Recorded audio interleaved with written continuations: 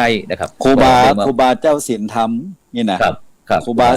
าศีลธรรมนี่นะกันครับผนะมแม่นครับครับแม่นครับที่ซึ่งเขาจะได้ยินนะครับเนาะซึ่งก็หลายร้อยวัดครับในภาค8จังหวัดภาคเหนือของเขานอกนั้นก็ยังไปทั้งส่วนภาคเหนือตอนล่างแห่งนะครับแห่งหลายวัดหลายว่านะครับฉะนั้นก่อนนี้คือ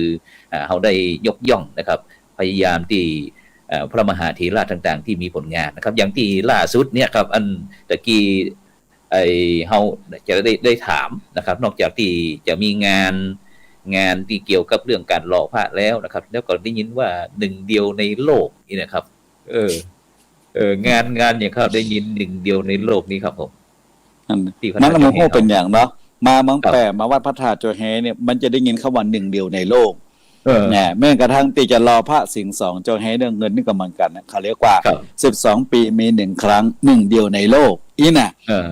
แต่วันพวกนี่นะ12 ปีมี1 ครั้งหนึ่งเดียวในโลกของการรอพระสิงห์สองโจเฮเรื่องเงินเนี่ยครับจะบรอแหมแล้วจะบักลับมาแหมแล้วนะครับมีแต่จะเดินหน้าอย่างเดียวนะครับมีแต่จะเดินหน้าอย่างเดียวเพราะฉะนั้นก็หนึ่งเดียวในโลกของวัดพระธาตุโจเฮเนี่ยย้อนหลังไปเมื่อกี่วันที่ผ่านมานี่นะครับเนาะครับผมเมื่อกี่วันที่ผ่านมาก็คือวันแฮม14 ค่ำเดือน9ใต้เดือน11เหนือที่ผ่านมาเนี่ย2-3 วันที่ผ่านมานี่ตรงกับวันที่อย่างนี้จำได้ก็ ผ่านมาเมื่อกี่วันแต่ว่าวันศุกร์นี่นะวันนี้วันที่28วันที่28ก็หมายความว่าวันที่26สิงหาคมที่ผ่านมานะครับ26ที่ผ่านมาเนี่ยหลายท่านหลายคนก็จำได้เนาะถ้าเป็นพระสงฆ์ในภาคเหนือเนี่ยจำได้อย่างสนิทใจนะครับคือเป็นวันคล้ายวันชาตการของพระเดชพระคุณหลวงพ่อเจ้าพระคุณสมเด็จพระมหารัชมังคลาจารย์วันชาตการ97 ปีนะครับช่วงวันที่26 สิงหาคมนะครับผมนี่จำได้อย่างสนิทใจเพราะว่าเคยพาคณะทำงานไปสืบหัวราชตาถวายเดชพระเดชพระคุณหลวงพ่อเจ้าพระคุณสมเด็จที่วัดปากน้ำเขตพระศรีเจริญกรุงเทพมหานครไปเนี่ยการเศร้า4 เศร้า5สืบหัวราชตาถวายเดชหลวงพ่อสมเด็จวัดปากน้ำช่วงวาระปุญญมหาเถระก็ถือว่าเป็นวันคล้ายวันชาตการ97 ปีวันที่26 สิงหานะครับแล้วมันมาตรงกับวันจันทรคติปีนี้ตรงกับวันจันทรคติคือในวันแรม14 ค่ำเดือน9ใต้เดือน11เหนือเรียกกันสั้นๆว่า11นับผลนับตึกนับโศกนับโรคนับภัยคือนั่นก็หมายความว่าหลังจากที่เข้าพรรษามาแล้วในเดือนกึ่งผมมาอยู่ว่าพระธาตุโจเฮ30 ปีนะคนเฒ่าคนแก่พระมหาเถระเปิดดึงสอนผมนะตอนนั้นผมก็เป็นพระนมเน้นน้อยเนาะเป็นพระใหม่ๆพระนวกะพระไปเป็นเจ้าเพศ24-25 ปี2535เวลาผมมาอยู่ใหม่เนี่ยพระมหาเถระเจ้าบ้านศรัทธาญาติโยมก็บอกว่านี่นะท่านอันจะว่าพระครูก็บ่ใจพระมหาก็บ่แม่นแต่เป็นพระวิชาญกิติปัญโยนี่นะพระเลขาหลวงปู่นี่นะก็เลยบอกว่านี่นะเข้ามาอยู่ว่าพระธาตุโจเฮเนี่ยต้องจดจำเกี่ยวกับเรื่องของวันจันทรคติหลวงปู่นี่หมายถึงหลวงปู่พระมหาโพธิวงศาจารย์สุจีกัตสรมหาเถระอดีตที่ปรึกษาเจ้าคณะภาค6หลวงปู่สุจีห้องว่าหลวงปู่จีหลวงปู่จีนะหลวงปู่จีนะครับบังคับเมื่อผมมาอยู่ครับบังคับเลยนะบังคับแล้วเป็นมติคณะสงฆ์จังหวัดแปะเพิ่นว่าจะได้อาจารย์เจ้าคุณหนึ่งใจอ่อนเพิ่นว่าจะได้หลวงปู่จีเพิ่นว่าจะได้ก็เพิ่นบอกว่านี่เธอต้องไปอยู่วัดพระธาตุโจเฮเนอร์มันเป็นคติมันเป็นมติคณะสงฆ์นะไปพัฒนาวัดพระธาตุโจเฮให้ได้นะให้เป็นวัดพระอารามหลวงภายใน5 ปีนะเพิ่นบอกว่าที่ล่ะเฮาผมมาพัฒนาวัดพระธาตุโจเฮบอกว่า5 ปีต่ออันน่ะเฮาเป็นพระอารามหลวงว่าไผจะไปทำได้แล้วผมกำลังอายุ25-26อยู่ณเวลานั้นผมกำลังจบมจรใหม่ๆกำลังปฏิบัติศาสนกิจยังบ่ได้รับปริญญาเตื้อนะมันก็ว่าเอาผมมาอยู่ว่าพระธาตุโจเฮเนี่ยเอาไปตายดาบหน้าอีเนี่ยนะแล้วโหก่อเจ้าวัดองค์กรนี่นะมรณภาพยังบ่ได้เผาเตื้อผมต้องเป็นมารับภาระธุระในการมาจัดงานศพอดีตเจ้าวัดพระธาตุโจเฮตนก่อนนะจีบอกว่าต้องไปไม่ได้ต้องไปพัฒนาวัดพระธาตุโจเฮเป็นพระอารามหลวงให้เป็นสำนักนักธรรมบาลีว่าจี5 ปีต้องทำให้ได้นะครับต้องทำให้ได้ไปขอคืนคำแล้วเปิ้นก็บ่ยอม ไปขอคืนคำอดีตเจ้าคณะจังหวัดแปรคือพระเดชพระคุณหลวงปอพระลาปริยติยพรปันสิกขาสะโพอดีตเจ้าคณะจังหวัดแปรก็บ่ยอมเพราะมันเป็นมติคณะสงฆ์คืนคำบ่ได้ผู้จะได้หลวงปู่ก็บอกว่าเธอต้องไปบอกไปบ่ได้เพราะในฐานะเธอเป็นคนบางแปรเป็นว่าเจอี้นะพอเขานินกันได้ยินเขาว่าเป็นคนบางแปรละใจมันฮึดสู้นะใจมันฮึดสู้ก็เอาไปก็ไปตายง้อมตายนี่นะตายง้อมตายมันจะเป็นจะได้นี่นะคนเฮาเกิดมาก็ตายครั้งเดียวเท่านั้นนี่แม่นครับยอมตายนี่นะพอมันบอกเป็นคนบางแปรนี่นะผมมันถึงฮึดซื้อทันทีทันใดเลยนั่นเริ่มต้นนั่นน่ะมาอยู่วัดพระธาตุจนแห่เมื่อวันที่28กรกฎาคมปี2535ในสมัยนั้นบ่จริงหัววันที่28กรกฎาคมเป็นวันของไผ่ณเวลานี้ก็เลยหัวเลยอ๋ออีนะเป็นวันเฉลิมพระชนมพรรษาของพระบาทสมเด็จพระเจ้าอยู่หัวรัชกาลที่10นะแล้วผมก็บวชห้อยหางนาค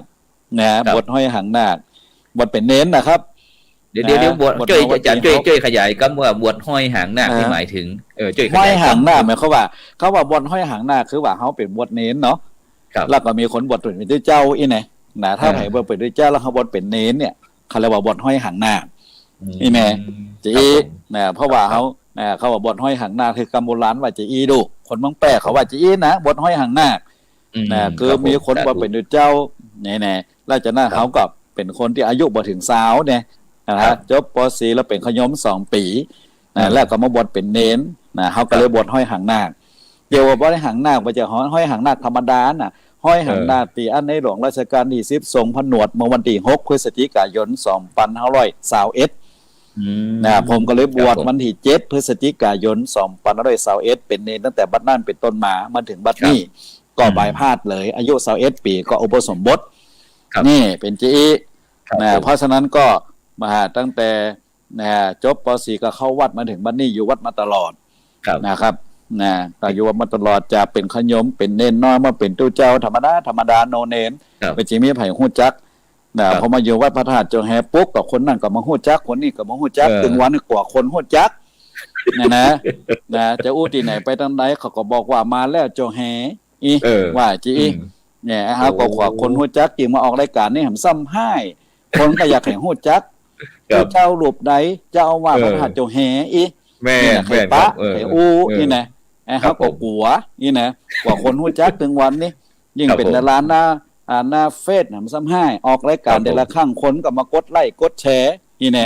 นำปฏิบัติธรรมกับคนก็มาติดตามดูไทม์ไลน์ทางเพจเนี่ยเป็นจีเขาก็อยู่เบื้องหลังนี่นะบอยาแขออกหน้าออกตากว่าคนหู้จักนักนี่นะยิ่งเป็นวันได้ซ้ำให้แกล้งก็ออนไลน์แกล้งคอนเซนเตอร์นี่นะโทรศัพท์เนี่ยบอยาแขห้าแล้วนะตึงวันนี่นะ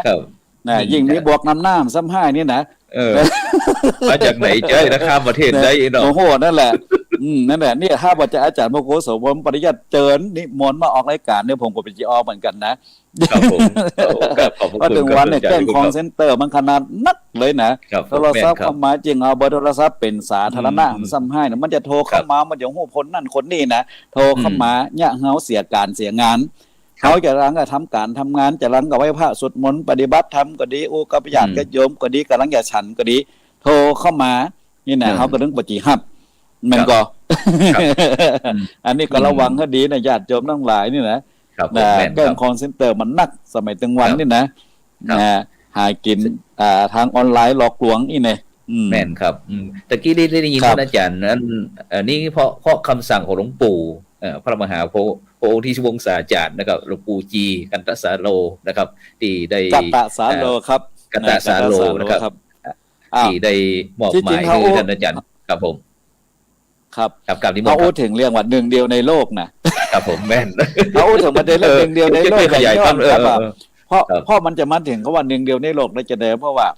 มันเป็นสิ่งที่ผมได้รับซึมซับบอกว่ากว่าลืมมันก็เลยจำเป็นต้องเท่าความหลังว่าเนี่ยจะได้บอกให้ลืมเพราะฉะนั้นทุกวันเนี่ยผมถึงบอกว่าปฏิทินอันใดถ้าบอกจันทรคติปฏิทินอันใดถ้าบอกจันทรคติบอกแต่ฤกษคติวันที่1 2 3 4 5วันจันทร์อังคารพุธวันศึกษาบอกข้างขึ้นข้างแหลมปฏิทินนั่นแหละเป็นตัวทำลาย ทำลายการเวทศาสนกิจของพระพุทธศาสนาเพราะบ่ฮู้วันพระวันศีลเดือนดับเดือนเพ็งแม่นครับอันนี้คือสิ่งหนึ่งนะครับผมมาวิเคราะห์ในทุกวันเนี่ยแน่เพราะฉะนั้นเนี่ยผมถึงบอกว่าผมได้รับการซึมซับจากครูบาอาจารย์จากภูมิปัญญาคนเฒ่าคนแก่ว่าครั้งขึ้นครั้งแรมนี่สำคัญที่สุดเลยปรากฏการณ์เรื่องของครั้งขึ้นครั้งแรมนี่สำคัญนะครับสึนามิเกิดขึ้นก็เพราะครั้งขึ้นครั้งแรมไปสังเกตดูเถอะในอดีตที่ผ่านมานะครับ26ธันวาคมที่ผ่านมาเนี่ยกี่ปีมาแล้วนะครับเพราะฉะนั้นน่ะเพิ่นถึงบอกว่าทุกวันแรม14ค่ำเดือน9ใต้เดือน11เหนือเรียกว่า11ดับมีประเพณีหนึ่งเดียวในโลกจุดกำเนิดเกิดขึ้นณวัดพระธาตุช่องแห่พระอารามหลวงนั่นก็คือประเพณีกินตาลสลากข้าวมอกินตาลสลากข้าวมอเนี่ยนะเป็นหนึ่งเดียวนะครับนะเกิดขึ้นกำเนิดที่วัดพระธาตุช่องแห่พระอารามหลวงตอนแรกผมก็จะเข้าใจว่าทำไมต้องเอาหม้อมาหม้อเนี่ยก็คือหม้อดินเนี่ยหม้อน้ำเนี่ยนะหม้อดินหม้อน้ำหม้อแกงเนี่ยหม้อดินหม้อน้ำเนี่ยเอามาเป็นภาชนะนะในการที่นะมาตานเมื่อกี้เอาหม้อดินมาตานบดายน่ะในหม้อดินนี่จะต้องมีส้มสุกลูกไม้ข้าวหนามโภชนะอาหารขิงข่าตะไคร้เครื่องปรุงในการเอาไปย่างกับข้าวกับปลาบอกว่าข้าวซุกข้าวสารก็ดีได้ที่สำคัญขาดบ่ได้ก็คือสตังค์นี่นะ ขาดบ่ได้แก้วสารพัดนึกปันถึงปักคือหั่นนะต้นยอดของอันสลากขมอหั่นนี่แน่นะถ้าได้จริงแล้วปุ๊บเนี่ยเปิ้นทำบุญให้กับตัวเก่านะครับนะ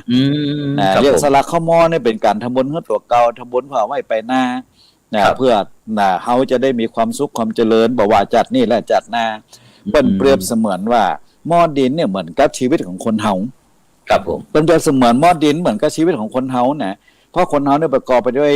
ขันธ์5รูปเวทนาสัญญาสังขารและวิญญาณมันก็โดยเฉพาะรูปเนี่ยประกอบไปด้วยธาตุทั้ง4ดินน้ำลมไฟฉะนั้นน่ะเนี่ยจะได้บ่ฮื้อชีวิตของเขาเนี่ยแตกสลายเขาจำเป็นจะต้องลมธาตุขันธ์ให้ได้ธาตุขันธ์ธาตุขันธ์ธาตุทั้ง4ดินน้ำลมไฟถ้าธาตุขันธ์ของเขานี่แตกสลายไปแล้วโอกาสที่เขาจะมาเชื่อมเหมือนเดิมนี่บ่ได้ละเนี่ยนะเพราะเราต้องดำรงธาตุขันธ์ของเขาให้ดีนะดำรงธาตุขันธ์ให้ดีเนี่ยอันนี้ก็เป็นภาษาพระเนาะนะฮะซึ่งตรงนี้มันมาสอดคล้องกับหลักพระพุทธศาสนาในพุทธศาสนาสุภาษิตที่ใหม่ที่ขั้นนิกายมหาวรรค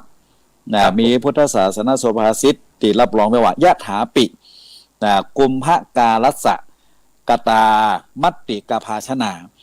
สัพเพทะปริยันตาเอวังมัจจานะชีวิตังเนี่ยสุภาษิตนี่เป็นสุภาษิตหลักฐานเป็นภาษาบาลีติมารับรองได้เลยนะครับซึ่งแปลความว่าภาชนะดินที่ช่างหม้อทำแล้วล้วนมีความแตกเป็นที่สุดฉันใดชีวิตของสัตว์ทั้งหลายก็ฉันนั้นนะครับโอ้ฟังแล้วลึกซึ่งเลยสอดคล้องกับประเพณีกินตาลสลากข้าวมออย่างชัดเจนเลยเนี่ยผลถุงบอกแล้วว่านี่ไงเมื่อก่อนเนี่ยเขาก็คิดว่าเป็นประเพณีเนี่ยแต่ถ้าถอดบทเรียนจากสลากข้าวมอมาแล้วมันเป็นการสอนให้คนเขาเนี่ยบ่ประมาทเพื่อมีการประคับประคองชีวิตรักษาธาตุขันธ์ของเขาบ่ให้แตกสลายบ่ให้มีโรคภัยไข้เจ็บมาเบียดเบียนบ่ให้โรคโรคร้ายโรคโควิดโรคหยังเขาถึงต้องมาสูบหัวราชตาต่ออายุปีอายุเดือนอายุวันอายุยามนี่นะเนี่ยเพราะฉะนั้นสืบดวงชะตาชีวิตเบิ่งให้ชีวิตของเขาเนี่ยต้องมารับเวรรับกรรมรับเจ็บไข้ได้ป่วยยิ่งถึงวันนี้สมัยเป็นเมืองแห่งสุขภาวะต้องขับเคลื่อนธรรมนูญสุขภาพพระสงฆ์อีมันก็ครับผมแม่นถ้าจะโอ้กันแป๊กกันยาวเนี่ยนะสปสครับสปะสเปถ้าสมมติผมขอถามนิดนึงครับคือว่าไอ้สลากหม้อของเฮาเนี่ยที่ท่านอาจารย์เจ้าคุณได้ความหมายว่าเป็นปริศนาธรรมที่โบราณกาลเปิ้นได้เป็นสอนธรรมะในตัวเนี่ยครับมันเกิดก่อนสมัยที่ท่านอาจารย์เจ้าคุณจะไปอยู่ที่พระธาตุเจ้าแฮหรือว่าท่านอาจารย์ได้ขึ้นทำขึ้นมามีเมินมาแล้วเป็นปันปีครับผมได้เลยนะครับคนเฒ่าคนแก่ทีนี้เนี่ยเปิ้นถึงบอกเลยว่าทุกวันแรม14ค่ำเดือน9ใต้เดือน11เหนือเรียกกันว่า11ดำถึงเวลาปุ๊บเปิ้นก็จะด่าหม้อดินเนี่ยทุกบ้านมาประคับประคองอย่างดีบ่ฮือตกบ่ฮือแตกนี่แน่ต้องประดิษฐ์ประดอยอย่างดีบ่ฮือหลุดมือกันแล้วกันขนาดละเล็กละออนี่นะจะจำเนี่ยจะจับเปิ้นก็ยังบ่ฮือจับเพราะกว่าจะบ่ฮือตกจะเอาไปตกแตก เรื่องที่เพราะฉะนั้นก็ไม่มีการประชุมและไม่มีการนิมนต์บ่มีการประชุมไม่มีการโฆษณาประชาสัมพันธ์บ่มีการนิมนต์ทุเจ้ามาฮับตานสลากข้าวมอนนะครับและการตานสลากข้าวมอนนี่ตานเป็นหัววัดบ่ได้ตานเจาะจงบ่ได้เฮ็ดแต่ละรูปมาจับฉลากบ่มันกินตานสลากกวยหรือสลากหลวงสลากย่อมสลากย่อยก็อย่างต่างๆนี่เพราะฉะนั้นน่ะสมมติว่ามี10วัดมี10วัดก็ต้องแยก10แถวแล้วเพื่อหางแถวนึงเป็นของพระพุทธก็กลายเป็น11แถว11กล่อง11ปุ่นแล้วก็คือหัววัดแต่ละวัดมาจับฉลากมาจับฉลากถ้าได้หัววัดใดฉลากได้จับฉลากเบอร์ใดก็เอาแถวนั่นเอาปุ่นนั่นเอากล่องนั่นแล้วก็ไปแบ่งกัดเด็กในวัดท่านอีแน่ในวัดท่านนี่เนี่ยเป็นการทำบุญถวายมหาสังฆทานในนามหัววัดบ่ได้เจาะจงบ่ได้ฮื้อรูปใดรูปหนึ่งมาจับสลากอีแน่บ่มันสลากกวยสลากหลวงกะอีแน่แล้วก็บ่นิมนต์ได้นะครับผมบ่นิมนต์ส่วนใหญ่ก็ตัวแทนแต่ละวัดมาฮับมาร่วมพิธีส่วนใหญ่ก็อยู่ในตำบลป่าแดงเจ้าแหอีแน่ตำบลตำบลป่าแดงเจ้าแหใกล้ๆกับหันญาติโยมทั้งหลายก็อยู่ใกล้ๆหันครับผมเดี๋ยวนี้ก็มีหลายวัดที่เอารูปแบบการกินตาลสลากข้าวมอนได้ไปใจแต่ละวัดแต่ละหวาก็ถือว่าเป็นเรื่องที่ดีนะครับไม่สงวนลิขสิทธิ์ถ้าวัดใดสนใจมาศึกษาดูงานได้เลยนะครับแม่นครับทุกวันแรม14ค่ำเดือนเก้าใต้เดือน11เหนือมันเป็นการทำบุญให้กับตัวเก่าบ่ฮื้อบ่ประมาทจะกินตาลสลากข้าวมอไปแล้วแหม15วันเอาไปป้าแหมวัน12เป่งอันนั้นกินสลากก๋วยหรือก๋วยสลากหั่นกอก๋วยสลากนี่ที่ให้ในกินสลากใน2ครั้งนะครับ2ครั้ง2ครั้งนะครับครับผม2ครั้งนะครับผมมาอยู่ที่นี่ผมบ่เคยละเว้นเลยขนาดโควิดมาผมยังกินสลากออนไลน์ครับครับผมโควิดมาปิดทีแรกนะครับบอกเฮ้ยจัดผมตึงจัดออนไลน์ได้สตางค์หนักกว่าที่ออนไซต์มันก็จัดทางงานมันแต่จะบรรยายทำมาเป็นทีมเนี่ยมันก็คนก็ทำบุญพันออนไลน์เนี่ยตอนนี้ก็ทำบุญมากิ๊กเนี่ยบัญชีก็โชว์เป็นก็เนี่ยถ้าก็ไปแพร่ทางออนไลน์กับเรื่องอย่างมันออนไซต์มาได้ดูโควิดมันมาเนี่ยเรื่องอย่างเขาจะไปยอมปิดกันตัวเองต้องทำออนไลน์นะเผยแพร่พุทธศาสนาทุกวันนั้นต้องทำออนไลน์ไม่ทำไม่ได้โลเกตเพราะว่าประธานจงให้ทุกวันอยู่ได้เนี่ยนะเพราะออนไลน์ครับผมติ๊กเจียแล้วเมื่อก่อนเนี่ยถามนิดหนึ่งเกี่ยวกับหลังจากที่เราเป็นประเพณีก็ครับว่าถ้าไอ้ที่เพราะว่า12เป่งนี้ก็ทางคนเจ้าเหนือเขาก็จะฮู้กันแล้วว่าจะมีประเพณีกินข้าวสลากแล้วมันมีประเพณีก็ว่าพระอารามหลวงจะต้องกินแล้วตอนนั้นถึงว่าวัดต่อไปถึงจะกินข้าวสลากนี่ครับเมื่อก่อนเนี่ยอาจจะใช่แต่ปัจจุบันนี่บ่ใจแล้วครับวัดไหนมีความพร้อมกินได้กินเลยคุณจะกินปีนึงกี่ครั้งก็ได้นี่แน่แล้วแต่ถ้ามีความพร้อมอยู่ที่ความพร้อมอยู่ที่ของคณะสัตยาญาติโยมแต่สำหรับของผมเองปีว่าพระธาตุโจแฮมันเป็นประเพณีตามจันทรคตินะครับทุกวันแรม14ค่ำเดือน9ใต้เดือน11เหนือก็ต้องจัดจากนั้นก็ทุกวันขึ้น15ค่ำเดือน12เดือน10ใต้เดือน12เหนือ12เป่งก็ต้องทำต้องจัดมันเป็นประเพณีครับอันนี้คือเป็นประเพณีสำหรับวัดที่เขามีประเพณีที่เขาทำแต่วัดบางวัดนี่เขาไม่ได้กินมาหลายปี10ปี20ปีพอถึงเวลาเขาอยากให้กินเขาอยากให้ม่วนเขาอยากให้ม่วนเขาก็เลยเต็มที่ตามเมืองแปลเรียกว่าสลากหลวงสลากหลวงมีต้นกับรับประพฤกษ์นี่แน่อันนี้กินใหญ่ตันหลวง10ปี20ปีข้างหนึ่งอันนี้เต็มที่เลยบ้านหนึ่งเนี่ยมดเงินเป็นแสนนี่นะกินตานกันบางวัดก็หาเงินพัฒนาวัดพานกินสลากหลวงอันนี้ก็มีอยู่พานกันกินสลากหลวงก็บ่เป็นหยังบ่ว่ากันเนาะอยู่ที่ความพร้อมอยู่ที่ความตกลงแล้วก็ตะกี้นั้นมีพ่วงแหมน้อยนึงเกี่ยวว่าสำนักเจ้าสำนักปฏิบัติธรรมแห่งที่2นะครับซึ่งหลวงปู่ทองได้ฝากไว้ครับได้อู้สักหน่อยหนึ่งเกี่ยวกับเรื่องสำนักปฏิบัติธรรมเฮาที่หลวงปู่ครับอันนี้ครับอันนี้เป็นเรื่องที่สำคัญมากๆนะครับผมทุกวันนี้ผมบอกได้เลยว่าอยู่ว่าพระธาตุโจแฮเนี่ยง่ายอย่างพ่องพันพาอย่างพ่องบริหารจัดการวัดโดยรูปแบบใดผมโอ้ด้วยความภาคภูมิใจว่าผมบริหารและการจัดการวัดพระธาตุโจแฮมาได้ทุกวันนี้ใช้กรรมฐานมาบริหารและการจัดการผมโอ้ได้เลยนะครับเพราะคนเรานี่ทำงานเนี่ยมันต้องเจอปัญหามารบ่มี ปารามีบ่เกิด นี่บ่เกิด อันนี้เป็นเรื่องแต้นะครับนะครับใครจะทำคุณงามความดีเนี่ยมารมาผจญแน่ แต่มาผจญนะถามว่าคุณจะแก้ปัญหาด้วยอะไรก็ต้องเอากรรมฐานวิปัสสนากรรมฐานนะในวิปัสสนากรรมฐานมาบริหารและการจัดการมาแก้ปัญหานะครับอันนี้เป็นเรื่องจริงนะครับเพราะฉะนั้นภาวะผู้นำนะมาจากภาวะผู้นำการบริหารนำคุณธรรมแล้วเอากรรมฐานวิปัสสนากรรมฐานตามแนวสติปัฏฐาน4มาบริหารและการจัดการนะครับเรื่องนี้เป็นเรื่องจริงนะครับผมได้รับมรดกธรรมจากพระเดชพระคุณหลวงปู่พระพรหมมงคลวิปัสสนาหลวงปู่ทองศิริมังคโลเนี่ยได้มอบมรดกธรรมตัวนี้ขึ้นมานะครับก็เลยมาบริหารและการจัดการมาปฏิบัติวัดพระธาตุจงให้เป็นวัดสำนักปฏิบัติธรรมประจำจังหวัดแปร่แห่งที่2นะครับ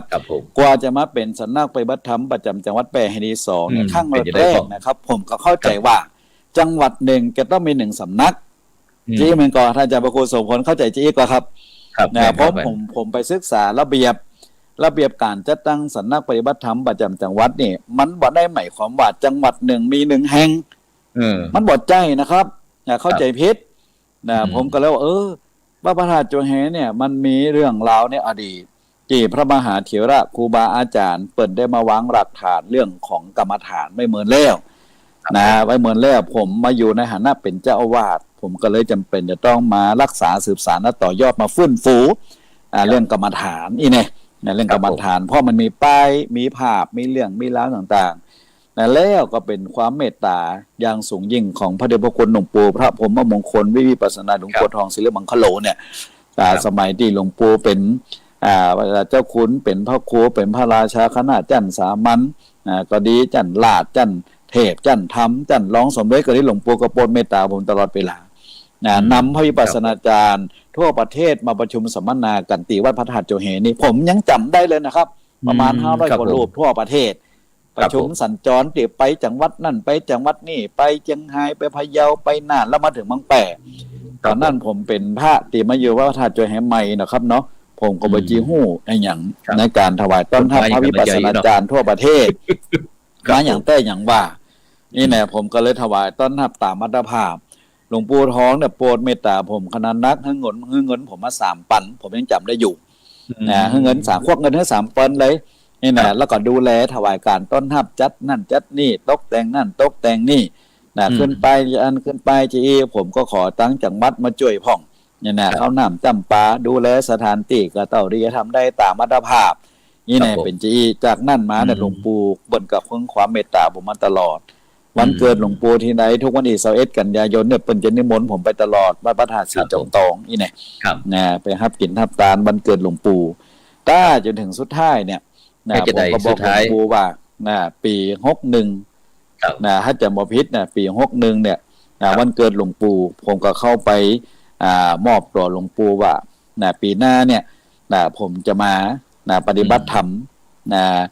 เข้าคอร์สกรรมฐานเป็นพระวิปัสสนาจารย์45 วันเนี่ยหลวงปู่นี่ดีใจขนาดนักเลยผมต้องวางแผนเป็นปีนะเรื่องนี้นะไม่ใช่ว่าสุ่ม4 สุ่ม 5จะไปได้มาเดียวบ่ได้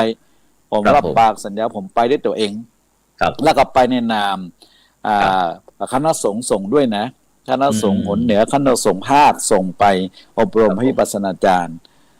ในรุ่นที่10รุ่นที่10ก็ไปอบรม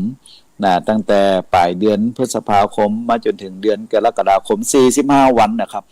แต่หลวงปู่ทองได้สอบอารมณ์กรรมฐานผมเป็นรุ่นน้องของอาจารย์พระครูโสพลปริยัตินี่มันก็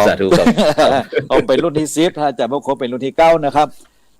พอหลังจากที่อบรมเรียบร้อยปุ๊บก็พระวิปัสสนาจารย์แล้วส่งผลเหนือรุ่นที่10ก็โหวตเสียงให้ผมเป็นประธานพระวิปัสสนาจารย์คณะสงฆ์ผลเหนือเป็นพระวิปัสสนาจารย์คณะสงฆ์คนเนี่ยผมเป็นเจ้าสำนักปฏิบัติธรรมประจำจังหวัดแปร่แห่งที่2ผมมันน่าเจียเลยนะครับว่ามติมหาเถรสมาคมออกมาพร้อมกับมติการยกฐานะจากวัดราชเป็นวัดพระอารามหลวงครับผมอาจารย์พระโคโสมนครับเป็นสิ่งดีน่าเจียเลยนะครับจากสิ่งที่ผมพัฒนาวัดเพื่อเป็นวัดพระอารามหลวงมติการเป็นวัดพระอารามหลวงกับมติการเป็นสำนักปฏิบัติธรรมมาพร้อมกันนะครับผมเชื่อมั่นว่าความเป็นวัดพระอารามหลวงกับความเป็นสำนักปฏิบัติธรรมประจำจังหวัดเป็นของคู่กันเป็นของคู่กันครับแล้วหลวงปู่ก็มอบมรดกธรรมให้ผมได้มา ด้วยความภาคภูมิใจทุกวันนี้ถ้าผมจะสอนกรรมฐานผมไม่กลัวผมไม่อายผมมีความกล้าที่จะสอนและจะไปทวนยานต่อมีความแล้วมีถามนิดตอนที่ท่านอาจารย์เจ้าคุณรู้สึกว่าอาจารย์เก่งอันตึงคณะสงฆ์เชียงใหม่ตึงคณะศรัทธาพุทธศาสนิกชนต่างๆตึงศิษยานุศิษย์ของหลวงปู่นะครับเพราะว่าหลังจากที่วันที่10หลวงปู่ได้ไปประชุมหมู่บ้านรักษาศีล5คณะกรรมการผู้รักษาศีล5ที่วัดไร่ขิงจังหวัดนครปฐมทีนี้ตั้งคณะสงฆ์จังหวัดแพร่ได้กราบนิมนต์หลวงปู่ไปมอบกรรมฐานแล้วทีนี้มันเกิดอย่างขึ้นครับวันนั้นรู้สึกว่าท่านอาจารย์ก็เกรงใจตั้งคณะสงฆ์แต่ว่าจะเป็นต้นเหตุอย่างก่อนี่ครับอ๋อครับคือเรื่องของเรื่องเนี่ยผมมีความวิตกกังวลว่าคือจริงๆเขาเอาอีกดีกว่าจะเล่าอีกว่าหลังจากที่ผมออกจากการอบรมวิปัสสนาจารย์ออกมาแล้วปุ๊บผมมีความมุ่งหวังว่าณวันหนึ่งผมจะขอนำเรื่องนี้เสนอที่ประชุมคณะสงฆ์จังหวัดว่าจะอาราธนาพระเดชพระคุณหลวงปู่พระพรหมมงคลหลวงปู่ทองมาเป็นผู้ให้พระกรรมฐานแต่พระคณะสงฆ์จังหวัดแปร่ในการปฏิบัติธรรมตีพุทธมณฑลจังหวัดแปร่นั่นคือความตั้งใจผมอย่างสูงยิ่งเลยนะครับผมก็นำเรื่องนี้สู่ที่ประชุมคณะสงฆ์จังหวัดแปร่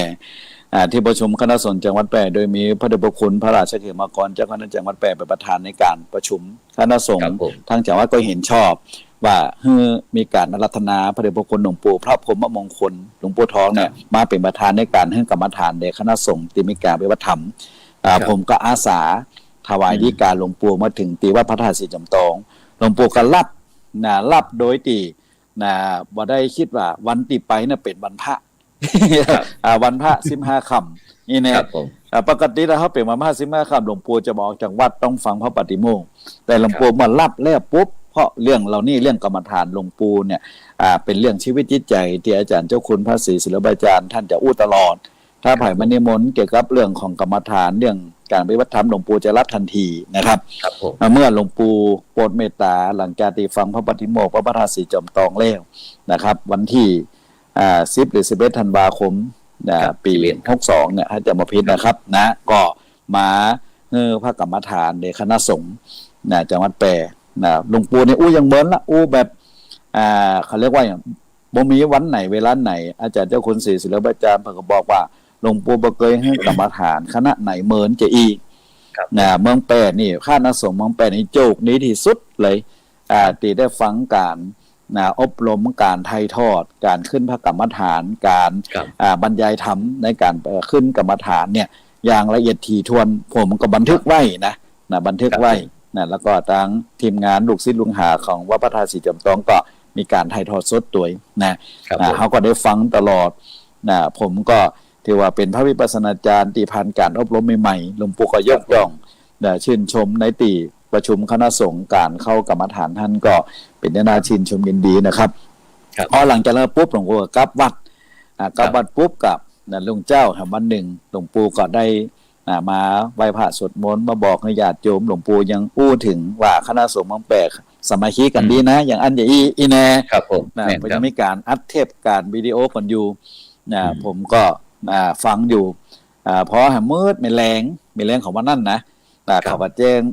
มาว่าเนี่ยหลวงปู่เนี่ยเข้าโรงพยาบาลอย่างอันอย่างอีเนี่ยผมก็ในหันหน้าตีว่าเป็นผู้ไปนิมนต์หลวงปู่มาเนี่ยผมก็มีความวิตกว่าหลังจากสาเหตุพระจาติมาอันขึ้นกรรมฐานเมืองแปร่เนี่ยเป็นสาเหตุก่อจะอันจะอีผมก็รู้สึกกังวลนะผมก็ต้องสอบถามว่าเป็นจะได้พ้องอาการหลวงปู่วันนั้นเวลานี้อีแน่บอกว่าบ่มีอาการอย่างเกิดขึ้นจากการที่ไปเบลศาสนกิจที่จังหวัดแปร่นี่นะครับผมก็โล่งใจครับผมก็โล่งใจนะเสียดายขอโทษครับพอดีเวลามดเวลาพอดีครับท่านอาจารย์เจ้าคุณครับนี่วันนี้ก็เลยมาคือท่านอาจารย์เจ้าคุณได้สบายใจได้คือพี่น้องศิษยานุศิษย์หรือพุทธศาสนิกชนทั้งชาวไทยต่างประเทศได้รับทราบว่าท่านอาจารย์ได้เกิดเหตุที่หลวงปู่ได้มรณภาพก็คือหลวงปู่มีความมั่นใจว่าศิษยานุศิษย์ต่างๆโดยเฉพาะพระวิปัสสนากรรมฐานเขาเนี่ยครับตีสนองงานหลวงปู่ที่หลวงปู่ก็หันว่าพร้อมนะครับจากนั้นก็ต้องกราบขอบพระคุณครับท่านอาจารย์เจ้าคุณพระโกไสยเจติยาลักษณ์นะครับ หลวงพ่อด็อกเตอร์นะครับรองเจ้าคณะจังหวัดแพร่นะครับเจ้าอาวาสวัดพระธาตุเจาะแห่พระอารามหลวงนะครับอำเภอเมืองแพร่จังหวัดแพร่นะครับที่ได้เมตตาได้มาได้ได้จ้านะครับได้นาสาระธรรมะขององค์พระสัมมาสัมพุทธเจ้าพร้อมถึงกิจการงานต่างๆหีดประเพณีถึงประเพณีหนึ่งเดียวในโลกครับอันประเพณีสลักหม้อนะครับแล้วก็วันพุธนี้ก็จะมีพิธีหล่อพระสิงห์สองเงินนะครับจากนั้นก็นิมนต์เจริญพรบรรดาคณะสัตยาญาติโยมทุกท่านนะครับไปร่วมงานที่พระธาตุเจาะแห่ได้นะครับจากนั้นก็เวลาหมดเวลาครับท่านอาจารย์ครับในโอกาสหน้าก็หวังว่าจะได้รับความเมตตาจากท่านอาจารย์เจ้าคุณนะครับสำหรับในค่ำวันนี้ขอให้ท่านรับฝันดีนะครับมีเงินใจไหลโลคาพยาธิบ่เจ็บบ่จนร่ำรวยทุกผู้ทุกคนสำหรับในค่ำคืนนี้ขอกล่าวคำว่าสา